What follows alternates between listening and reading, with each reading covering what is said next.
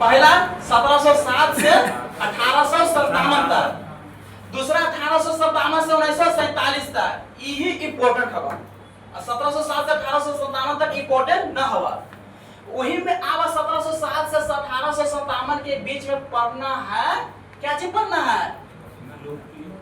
यूरोपीय कंपनी का आगमन, अर्थात हो गया यूरोपीय देशों का आगमन। यूरोपीय कंपनी में आगमन में महत्वपूर्ण भूमिका कौन कौन निभाया? कौन सा निभाया? बोलिए। स्पेन और पुर्तगाल निभाया, जगह में पहले पुर्तगाल निकला 1487 में। 1487 में निकला राजा जॉन द्वितीय के संरक्षण में। राजा जॉन द्वितीय के संरक्षण में निकला 1487 में। निकला कहां से? यूरोप से, अटलांटिक महासागर होते हुए दक्षिण अफ्रीका के दक्षिणी तट पर, अफ्रीका के दक्षिणी तट पर वहां पर पहुंचा। उसका आंतरिक द्वीप नाम रखा, उसी को इंग्लिश बोला जाता cape of storms. Cape of storms का नाम पहले ग्रहण किया कौन? Bartholomew Dias. लेकिन केप ऑफ स्टॉर्म्स से केप ऑफ गुड होप का नामकरण किया राजा जी जॉन द्वितीय। मेन रूप से कोई भी काम करता है तो राजा जी करता है। छोटा तो आदमी कैसी नाम दे दिया, अब मुकेश जी हैं तो मुकेश जी बोल देंगे डायरेक्ट, लेकिन जैसे मेन रूप से फिर जैसे करेगा ना जी ऊपर का आदमी जो भी रहेगा कि ऐसे ऐसे होना चाहिए, तो वही हो गया। राजा जॉन द्वितीय को कर दिया केप ऑफ गुड होप, ना घबराइएगा।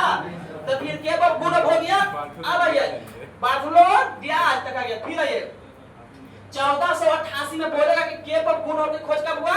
1488। 1488 केप ऑफ गुड होप से रास्ता से फिर निकला कौन? Vasco D gamma. कहां तक पहुंचा? हिंद महासागर। हिंद महासागर की खोज करने वाला कौन आ गया? Vasco D gamma. कब निकला? 1498। 1498 में निकला वास्को डी गामा। तो 1498 में निकला तो कितना दिन यात्रा किया? 90 दिन। कितना दिन? 90 दिन। 90 दिन यात्रा करने के बाद गुजरात के व्यापारी अब्दुल मजीद से मिला, उन्होंने सहायता किया और केरल के कालीकट पर पहुंचा। वहां के राजा कौन थे? कौन थे? जेमोरिनो का स्वागत किया। किनका स्वागत किया था बताइए? डियाज का स्वागत किया। वास्को डी गामा का स्वागत किया कौन? केरल के राजा जेमोरिनो। वास्को डी गामा का स्वागत कर लिया, तो जब स्वागत किया तो फिर वहां से वापस लौटा यूरोप। यूरोप वापस लौटा, मसाला लेके पहुंचा। तो यूरोप से वापस इंडिया से वापस लगा यूरोप। तो जो आवागमन का 90 दिन का जो खर्चा बैठा था उसका क्या फायदा हुआ? 7 गुना फायदा हुआ। सोच लीजिए, तो 7 गुना फायदा होगा जिस व्यक्ति के वापस ना आवेगा जी, आएगा करेगा। फिर अक्टूबर 1502 में आया। फिर 1502 अक्टूबर में आया। 1502 अक्टूबर 1502 ईस्वी में आया। आया था 1502 ईस्वी में। तो जानते हैं 1503 में परमिट लेकर कोचिन में, केरल के कोचिन में अपना फैक्ट्री खोला, उसको मान्यता दे दिया था। ऐसे 1500 ईस्वी में कैबरेल के द्वारा बिना अनुमति के खोला था कोचिन में, लेकिन उसको मान्यता नहीं मिला था। उसको मान्यता नहीं मिला था। लेकिन अब पूछेगा कि पहला फैक्ट्री खोला था तो कोचिन में, लेकिन मान्यता प्राप्त नहीं। लेकिन 1503 में कोचिन में खोला, मान्यता प्राप्त। मान्यता प्राप्त। फिर 1505 में कहां खोला?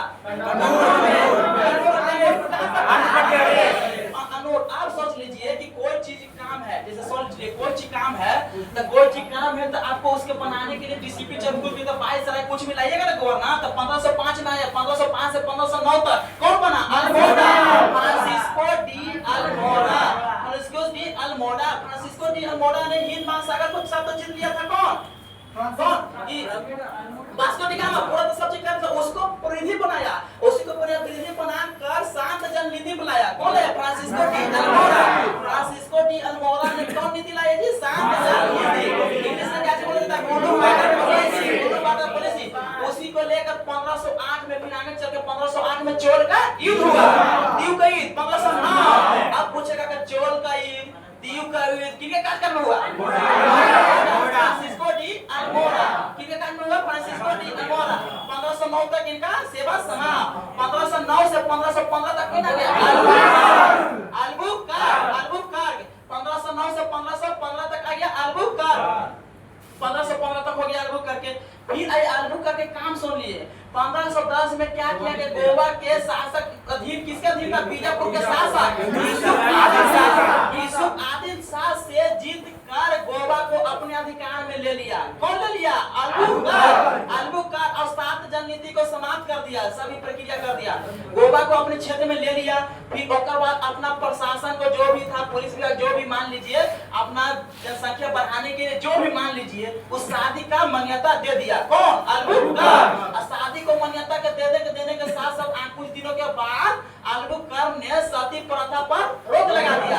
और अब पूछेगा कि सती प्रथा पर रोक पहले कौन लगाया? अल्बुकर्क। इसीलिए ऐसे सती प्रथा पर रोक राजा राम मोहन राय ने 1829 में धारा 17 में लॉर्ड विलियम बेंटिक के शासन काल में लाया था। तो आप बोलेगा कि बताइए राजा राम मोहन राय का पूर्वगामी किसे कहा जाता है? अल्बुकर्क को। किसे कहा जाता है? अल्बुकर्क को। फिर नीनो डुपुना कार्य कब से कब? 1529 से 1538, 1529 से 1538। नीनो डुपुना के कार्यकाल 1529 से 1538। इसी के बीच में आइए, उस समय राजधानी हुआ करता था केरल के कोचीन में। कहाँ हुआ था? केरल के कोचीन में। लेकिन कोचीन से राजधानी लेकर चल गया कहाँ? गोवा। 1530 में राजधानी कोचीन से कहाँ लेकर चल गया? गोवा लेकर चल गया राजधानी। फिर आइए, उसी के बाद 1534, 1535 में बस ही ना द्वीप को जीत के अपना अधिकार में ले लिया। कहाँ लिया? जो सुन लीजिए थोड़ा सा। उसमें क्या हुआ कि हुमायूं और बहादुर से दोनों के बीच में संघर्ष चलता। हुमायूं था मुगल वंश से, बहादुर था कहां से? गुजरात के साथ। दोनों के बीच में संघर्ष चल रहा था। उसी का फायदा उठाते हुए कौन? नीनो डुपुना ने जीत लिया। जीत के अपना अधिकार में मिला लिया। ये हो गया 22 पूरा खत्म हो गया। अब आइए, वास्को डी गामा पहले बताया कब आया? 1498 में। दूसरा 1524, तीसरा 1524। बताइए 1524 में आया तो कौन बीमारी के कारण इनको मृत्यु हुई? मलेरिया। 1524 में 1524 में इनको मृत्यु हो गया। 1524 में इनको मृत्यु हो गया। 1524 में कौन बीमारी के कारण? मलेरिया बीमारी के कारण 1524 में मृत्यु हो गया। देखा दरगाह कहाँ है? अपनाया गया और बनावे लगे बाकी कर वास्को डी गामा के। अब पूछेगा वास्को डी गामा क्या हुआ है? 1498, 1502, 1524। हमारा कब? 1524 में। लेकिन देर देता है काटा 1525, लेकिन नहीं 1524 में ही मारा था। कौन बीमारी के कारण? मच्छर काट लिया था। फिर अब चलो हो गया बा। अब एक बात अब बचन में पूछना। अब वैसे दे है आवाज में